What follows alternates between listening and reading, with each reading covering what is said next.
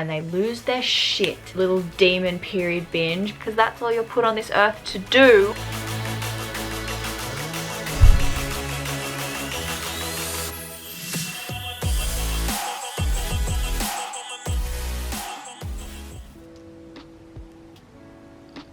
Oh hi, didn't see you there. Just joking.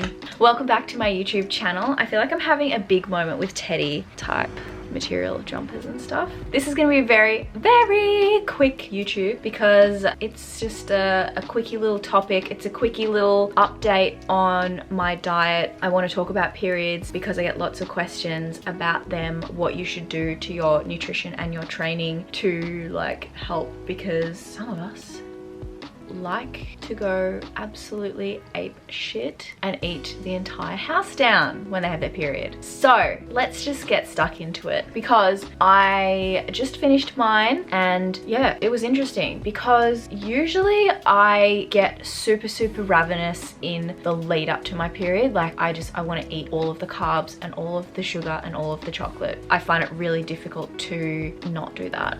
And then yeah, like this time, I don't know what happened, but it's kind of like I just forgot that I was getting it or something. I don't know. Maybe it's because I'm surrounded by family, so I'm a bit more distracted. But I just didn't get the cravings, so it wasn't hard. And like, I hate me. I hate people like me that say that. But I'm not usually like that, so don't hate me with me.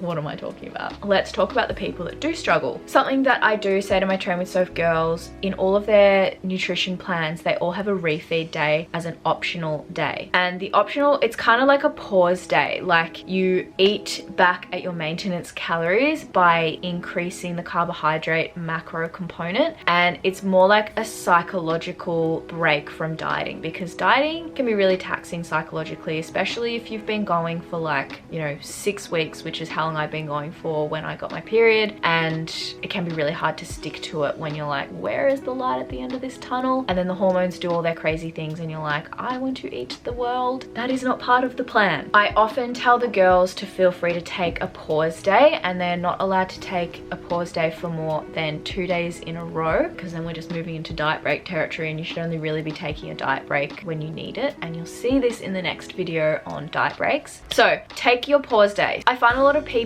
will like push themselves when they've got their period and be like, I have all these cravings, I'm just going to try really hard to ignore them and stick with my deficit because I've got this fat loss goal and I really want to achieve it. They agonize through the whole day. It's really hard. They're constantly thinking about food all day and all these things that they're craving, and then they get to the end of the night and they lose their shit and they just go freaking ham with the food and they eat 2,000 calories in a sitting. If you had already eaten 1,500 calories that day and then you've just eaten another 2,000 calories, you're going to be feeling probably really satisfied and maybe uncomfortably full. But in my experience, talking to women and myself, after something like that, you're going to be feeling quite guilty and you're going to be like, why did I do that? That wasn't part of my plan. So to prevent the crazy binge, the crazy little demon period binge, because your uterus is like, fuck you for not having any babies in here, because that's all you're put on this earth to do. It's like, I'm gonna punish you by giving you really horrible pains and really crazy cravings, and then you're gonna eat all this food, go over your deficit, be in a surplus, gain some weight, feel really shit about it, wanna cry times a million because hormones, and it's just this vicious cycle. So I suggest we take a refeed day. And often you know when you've got these cravings coming. Like I know for me, it's the week leading up to my period and maybe the first 2 days that the cravings are the worst. So if I were to take a pause day, I would pretty much know on the day, okay, this is a day where my cravings are pretty out of control and it's going to take a lot of willpower not to eat, and I might eat a lot of food by the end of the day if I don't take this pause day. I'll take the pause day, I'll eat back at maintenance or slightly below, even if it's like an extra 300 calories, like one meal of something that I know really satisfies me, like, I don't know, avocado on toast or like extra chocolate, something like that. I still tell the girls to hit their protein, hit their calories that they've set for the day, but you can fill the rest of your calories with whatever fats and carbs you want to kind of meet that craving need that you've got. Then that way you've hit the calories, you know how many calories you've hit, you've tracked, you're feeling good about it because it was a decision that you made to stick to those calories, you stuck to them, fine. You may not lose weight that week, or you might lose less than what you had originally been losing or anticipated you would lose, but it's fine because you didn't go crazy and go absolutely over your calories and and binge. So that's one thing you can do with your nutrition if you find you're struggling to stick to your calories when you've got your period. Now, when it comes to training, because there's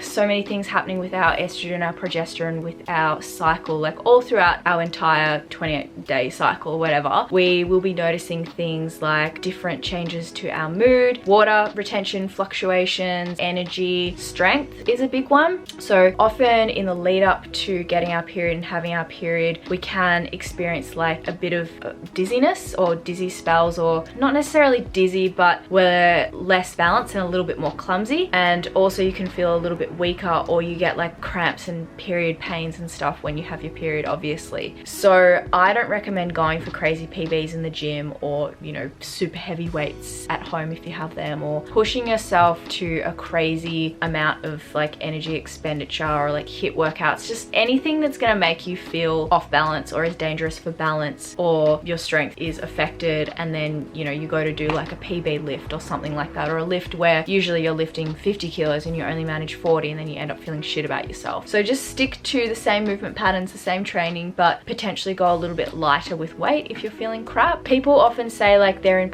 too much pain to exercise, and by all means, if you are, don't exercise, maybe go for a light walk instead. But try not to fall into the trap of being like, I'm in pain, I don't want to exercise, and just bitching out a little bit. Like, I hate to say it, I actually suffer from endometriosis myself, so I can fully resonate with the hectic pains that you get during your period. But when I train, I do notice that I feel better afterwards. A, because you've got the endorphins flowing, that's going to help with the pain, but B, we get the blood flowing. So when we have our period, we have like extra blood flow, and that can cause pain. So doing like movement is going to help alleviate the pain. So I recommend still like going for a walk, maybe doing something low impact, maybe doing some like body weight exercises or some lower weight exercises, something that's just going to help you move and circulate the blood flow, because it will help with the pain too. Yeah, that's everything in terms of periods. I'm just going to jump into my spreadsheet and let you know what went down, because when I have my period and when most people have their periods, they experience water retention. You feel like you've not lost any weight. If anything, you feel like you've gained weight. This is what happened to me. The first 3 weeks of this diet, or 2 weeks of this diet, was like fire. Like, I was dropping, I was feeling lean, I was getting definition, my abs were coming out. And then the week leading up to my period, I was like, oh my god, what's happened? It's all gone away. And then I got it, and I was like, cool, after this I'll drop and go back to normal. And it's just been like watery and no definition, and then hit a plateau, and I'm just like, oh, this is so annoying. I really just want to quit this diet. But like I said previously, quitting's not going to get you closer to your goal. So yes, you get really watery, your scale does go up, your body looks, I was gonna say crap. Doesn't look crap, it just doesn't look as defined, and you, like, I felt like shit. So yeah, you feel like shit. So I can't remember the last update I gave you. All right, so the week commencing 6th of April, I was 65.3. I dropped to 65.1, then I hit the 64s, I got down to 64.7, and then halfway through that week, it was just fluctuating a bit. 64.9, 65.1, 64.5, 64.7. So that was fine, you know, I was still dropping. I dropped 830 grams that week, which was awesome. And then the following week, 64.3, 65.3, 65, 64.9, 65.1, 65.6, bang. Oh, okay, I'd had a higher, I'd had 1600 calories the day before because I was baking. 65.1. On average, gained 140 grams. So I had 2 days at 1600. So that's probably why, because I had more food. So the week following that was when shit started to get annoying. So that was the week leading up to my period. So the week leading up to my period was week commencing 20th of April. So I'd started the day before on 65.1. I'd been hitting in the 64s, the high 64s that whole week. And then the week before my period, all calories on point, I was hitting 65.5, 65.8, 65.8, 64.8. I dropped a whole kilo. That's because I'd had 1100 calories the day before. Then I went back to 1400 calories, 65.1, and then my period hit, bang, 65.8. So we've gone up 700 grams. 65.5, 66.2. So I've gone up to the 66s on the 3rd day of my period. 65.6, back down, 65.5. So now we're coming back down, 65.5, 65.4, 65.1, 65.5. Like it's all in the 65s, just going a bit funny. Now I'll be honest, the last 2 days where I was 65.1, 65.5, and then the following day 65.8, I had been baking for the TWS recipe book and I would have gone over my calories. So that's a combination of period and going over my calories, and I find it really hard to track when I bake, so I don't know how much by.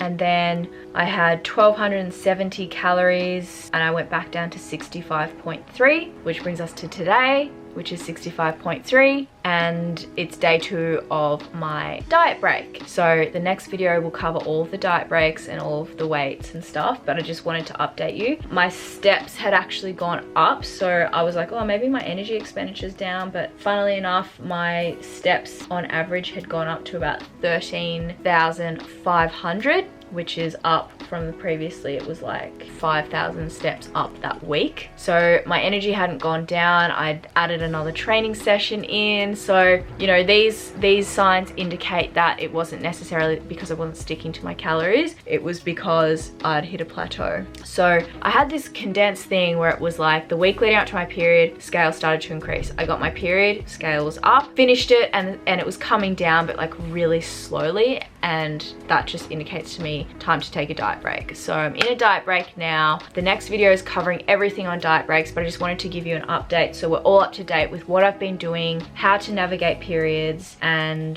where my weight's at. So that's it for this one. Quickie, goodie but a quickie. I will see you guys for the next video, which is going to be on diet breaks. And thanks so much for watching. Make sure you subscribe to my channel because it supports me and we love supporting me. Turn post notifications on so you don't miss a diet series app or any other videos that I've been uploading. And feel free to comment and give your girl a like, a thumbs up, and I'll see you guys here for the next video.